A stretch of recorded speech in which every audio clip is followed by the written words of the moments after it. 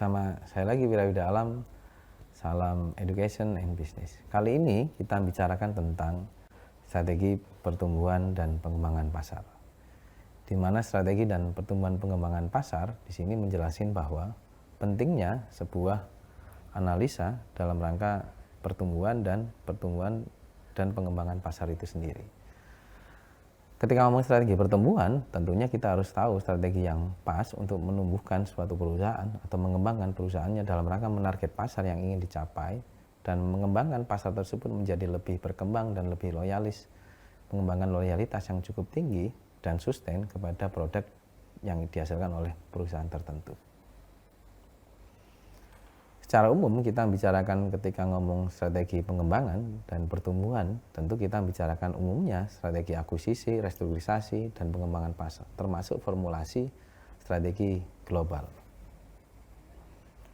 Akuisisi di sini sebutin sebagai transaksi di mana perusahaan bisa membeli atau mengendalikan kepemilikan perusahaan secara 100% dan lebih efektif dan menjadikan perusahaan yang diakuisisi tersebut menjadi portofolio dari bisnis itu sendiri. Tujuan strategi akuisisi diharapkan bisa menciptakan operasional yang lebih efisien, memperluas cakupan geografis perusahaan, memperluas cakupan bisnis perusahaan, dan mendapatkan akses kepada teknologi baru yang belum didapatkan oleh perusahaan yang mengakuisisi, dan melakukan mencoba investasi pada suatu industri yang baru yang bisa jadi itu berbeda sama sekali atau justru mensupport unit bisnis yang sudah berkembang yang akuisitor yang ingin melakukan hal tersebut. Restrukturisasi juga menjadi penting mengingat hal itu menjadi penting mengingat adanya perubahan dari manajemen dan perubahan strategik menjadi penting karena sebagai cara atau tujuan untuk meningkatkan dan memaksimalkan kinerja perusahaan itu. Restrukturisasi menjadi dasar bagi perusahaan untuk melakukan perubahan dan mendesain perusahaan tersebut untuk mencapai tujuan yang lebih adaptif, visi misi yang ingin dicapai yang lebih fleksibel, dan sebagai satu cara untuk menyehatkan kondisi perusahaan. Strategi akuisisi dan restrukturisasi ada perbedaan yang paling mendasar, adalah salah satunya cara untuk meningkatkan keunggulan bersaing itu sendiri. Strategi akuisisi diharapkan bisa meningkatkan nilai perusahaan itu sendiri. Kemudian strategi restrukturisasi diharapkan bisa melakukan perubahan dari struktur kondisi keuangan maupun organisasi dan SDM yang ada di perusahaan tersebut. Strategi pengembangan pasar juga menjadi salah satu cara keputusan strategik dalam rangka untuk memanfaatkan peluang pasar dan mengembangkan perusahaan secara berkelanjutan. Keberhasilan ini menjadi dasar keunggulan yang lebih kompetitif, yang bersaing dan berkesinambungan. Ada beberapa alasan dalam rangka pengembangan pasar di mana terdapat peluang dalam rangka untuk membangun sinergi antara pengetahuan yang dimiliki oleh sekarang dan apa yang kemudian ditawarkan. Munculnya pasar baru memberikan analisa dan kebutuhan strategi yang berbeda, sehingga diharapkan adanya perpindahan pasar dari pasar yang lebih sempit menjadi yang lebih luas. Itu beberapa alasan dalam rangka pentingnya strategi pengembangan pasar. Tujuan dan sasaran pengembangan pasar di sini menjadi salah satu poin penting mengingat pengembangan pasar menjadi salah satu keniscayaan yang harus dilakukan oleh semua perusahaan. Dengan adanya pengembangan pasar diharapkan tentu bisa memberikan kontribusi secara margin, secara nama baik ataupun bahkan portofolio perusahaan untuk meningkatkan keunggulan yang lebih bersaing dari perusahaan itu. Dengan pengembangan pasar tersebut diharapkan perusahaan bisa memperluas dan menjangkau seluruh permintaan pasar yang ingin dicapai dengan kelebihan dan kepemilikan yang ada yang sudah diproduksi dengan adanya kepemilikan produk yang ingin dipasarkan.